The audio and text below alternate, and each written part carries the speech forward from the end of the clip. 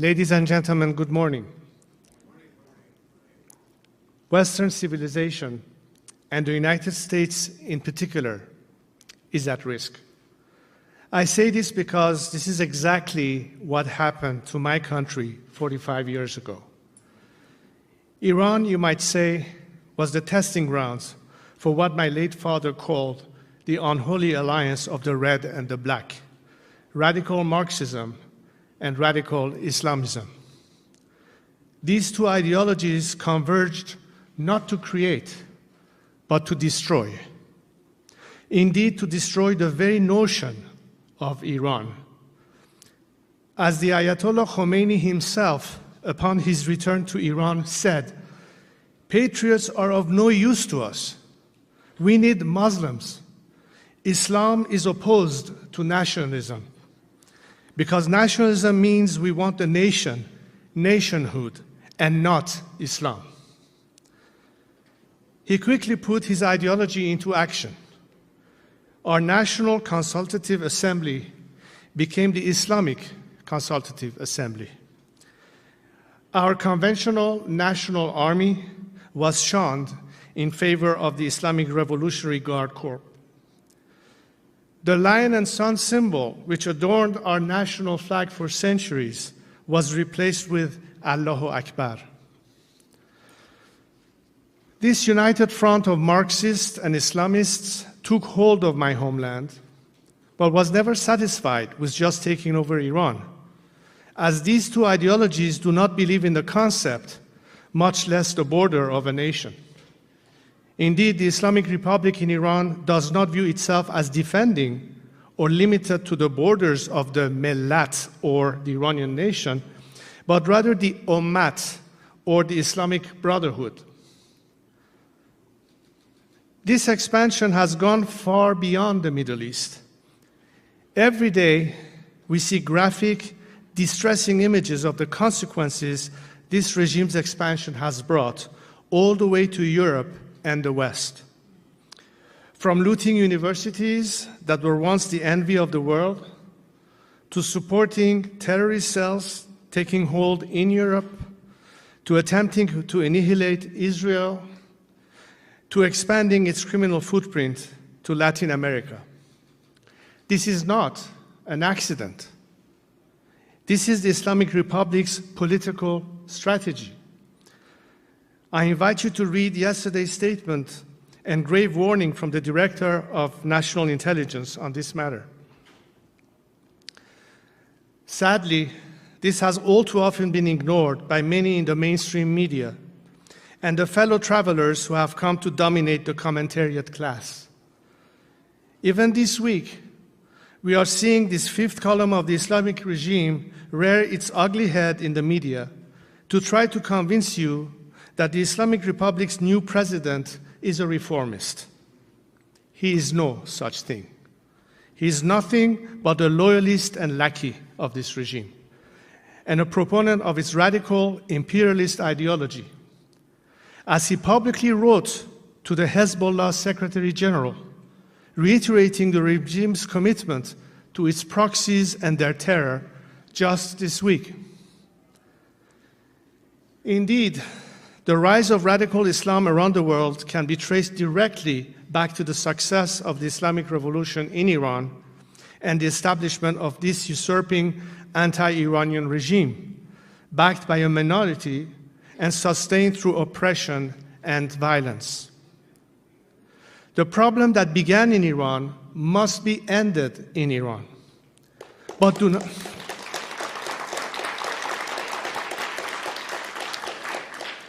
not mistake this as a war between Iran and the West, nor a call for one. It is neither. This is not a conflict between nation states, but the war of a radical internationalist ideology on all nations, from the Iranian nation to your own. Indeed, it was the great and historic nation of Iran that was the first victim of this unholy alliance and of the resulting Islamic Republic. For 45 years, Iran has been taken captive, and my compatriots have been held hostage. They have been held hostage not by American sanctions or Western policies, but by radical Islamism. But Western political elites have indeed been accomplices, not only in my compatriots being held hostage, but accomplices in the crimes against your own citizens and nations. The chief accomplice of the Ayatollahs in their violent march to their global caliphate has been American political naivete about the true nature of this regime and European guilt and fears of Islamophobia. You do not have to fight the war against this poisonous and murderous ideology on your own, but you must be aware that it is waging war against you. I do have good news, because there is an army rising up against this poisonous ideology, this unholy alliance. That army is the Iranian people, the united Iranian people. Today, I come to you with a message from that rising army, that nation under captivity, those citizens taken hostage. The Islamic Republic may have taken hold of Iran, but it has never taken hold of Iranians' love of country. Today, Iran, inspired by our ancient history and our great civilization, is in the throes of a national revival, a national reawakening, a national renaissance. Iranians are proud, strong people with a proud, storied history, and they are not willing to lose it to this unholy alliance. As my compatriots on the streets or at the tomb of Cyrus the Great chant, we will fight, we will die, we will reclaim Iran.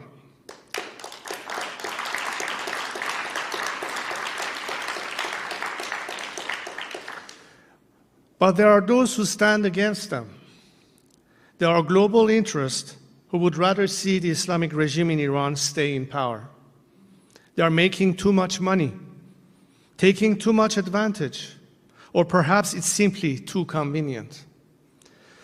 I know this because I've had powerful men, wealthy men, well-connected men tell me to stop the fight, to give up the effort, because they have grander global plans at work. Some want to keep the regime in place forever. Some want to light the country on fire so that out of its inevitable explosion, they can create statelets over whom they can play the role of benefactor, master, or God. But I will not stand for this, and I will not give up, for my compatriots deserve better.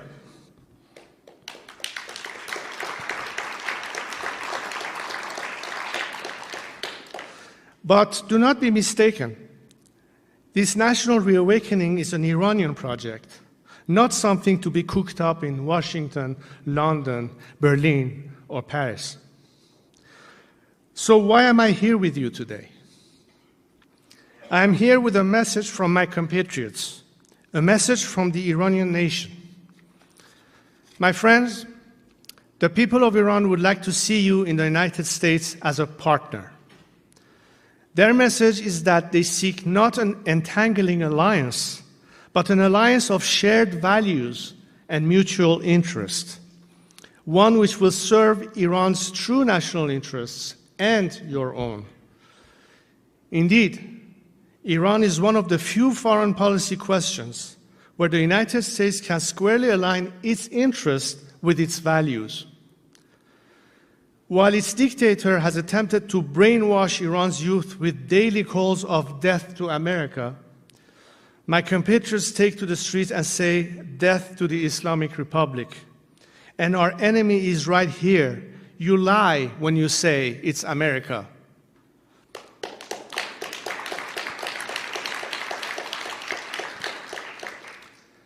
When the regime puts American flags on the ground, my compatriots refuse to step on it and walk around or jump over it. And this is not a new phenomenon. Iranians are the only people in the Middle East who poured onto the streets on September 11th, 2001, to mourn alongside you and to stand with you.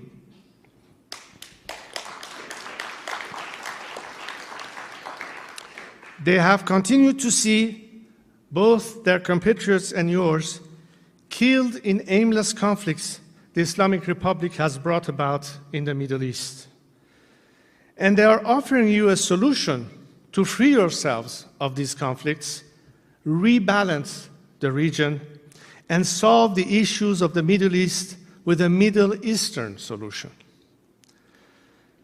Because while the Islamic Republic seeks to spread its radical caliphate across the region, my compatriots denounce this imperialism and respond with shots of neither Gaza nor Lebanon, my life is only for Iran.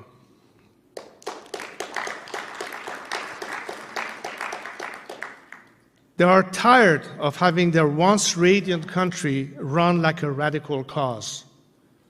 They want a government that cares for its own and does not spend blood or treasure meddling in foreign wars as it has in Syria, Iraq, Lebanon, and Yemen. They want to return Iran to being a nation state, as we have been for more than 2 millennia. How can all of this happen? My friends, we are not seeking your intervention. We are not seeking your charity. I am not here to ask for your permission to get rid of the Islamic Republic, nor am I here to ask you to do it for us. The true Iran, the ancient Iran, and the soon-to-be free Iran doesn't seek your patronage. It seeks your partnership. It doesn't seek your funding.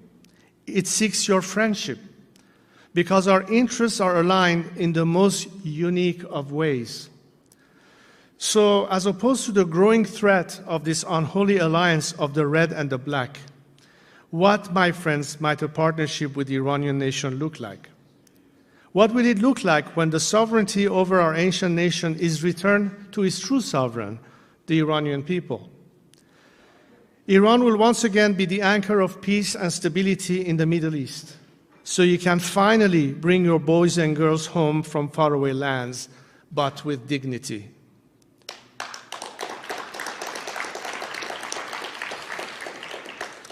Iran will once again be the center of prosperity in the region and a safe haven for foreign investment, not foreign aid.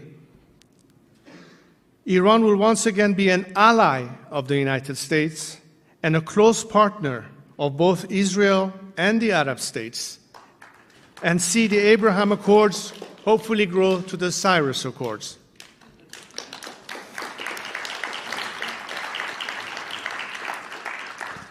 Iran will once again be the engine of progress, the defender of freedom and righteousness, not the spreader of terror and evil. You notice I say once again, because this is nothing new. This is the type of relations our two nations had before, particularly under the leadership of my father and President Nixon. Then, Iran sought peace and productive relations based on mutual interest with all nations. We were friends with America and its European allies. But we also maintained a balanced foreign policy by having stable, cordial relations with the USSR and China. We worked with both India and Pakistan. We had relations with both Israel and the Arab states of the Persian Gulf. Iran kept the peace in the Middle East, and we can help to do so again. But what is missing? What has prevented this until now has largely been an American policy on Iran, guided by intellectual naivete, based on the false premise that you can change the behavior of those who believe in such a radical ideology. But this is not a conflict between nation states, but against a radical, destructive ideology that cannot be negotiated with. This ideology cannot be reasoned with. It cannot be changed. There is no better deal to be made. It must be defeated, which is exactly what my compatriots have been fighting for. Perhaps some of this makes you wary. I know. It should.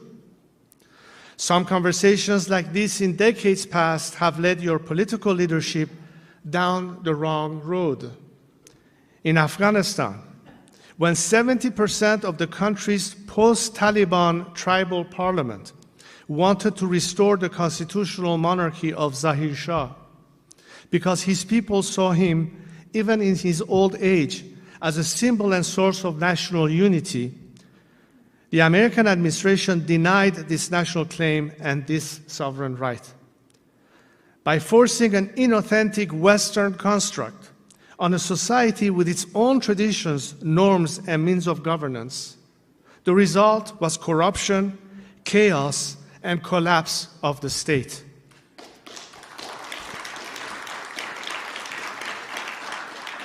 It was a devastating mistake, the consequence of which we continue to see today. This did not achieve security for America, nor was it successful in defending your values. Today, terrorist attacks are once again launched from Kandahar, and women are once again enslaved in Kabul. Because although America's aims may have been well-intentioned, the failure to listen to Afghans led it down a road to hell, paved with those very same good intentions. Only a few years later, in Iraq, Washington's political elite's arrogance and ignorance subjugated Iraqi national interest and sovereignty to small-minded sectarian interests that not only failed to unite the country, but further divided it.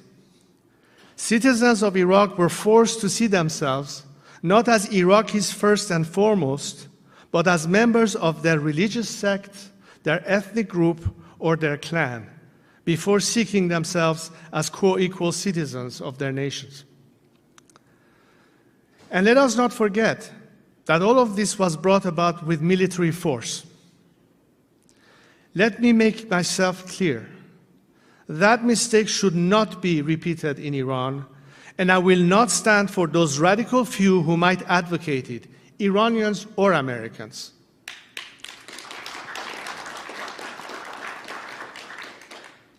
But there is another path to this partnership between these two great nations, Iran and America.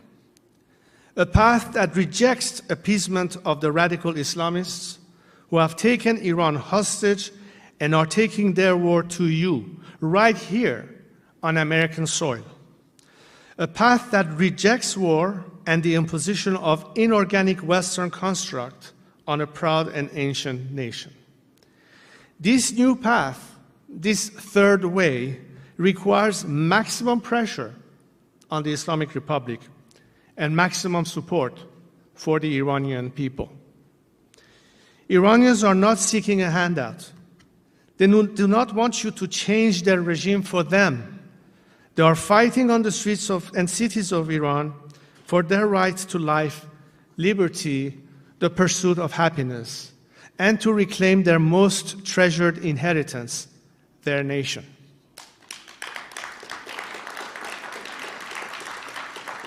What they want is for you to stop emboldening their captors and killers by sending them billions of dollars.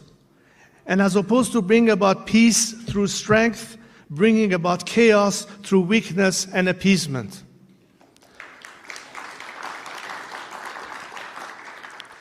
My friends, you have a fight on your hands. But your fight is not with the nation of Iran. Your fight is with the radical ideology of the Islamic Republic and its defenders right here in Washington.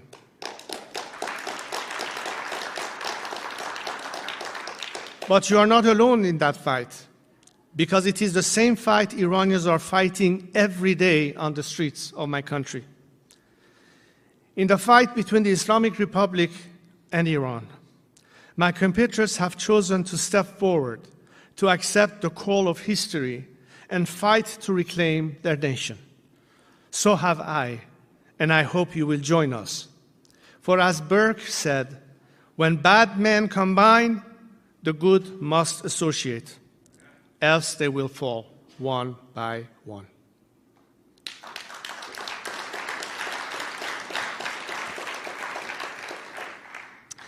Being with you just a few days after we celebrated America's Independence Day is quite fortuitous, because some 250 years ago, as he authored the Declaration of Independence, Thomas Jefferson did so inspired by the values of the Iranian king Cyrus. Iranians have never forgotten this connection, and today, as they fight not to create but to liberate their nation, they are inspired by your struggle for freedom and love of country. Our two great nations share this special bond. Great civilizations, true nations, never remained subjugated. And we Iranians will reclaim our country. As this eventuality becomes a reality, be with us in this fight, not as our patrons, but as our partners, not as our founders, but as our friends. For our battle is won. Thank you.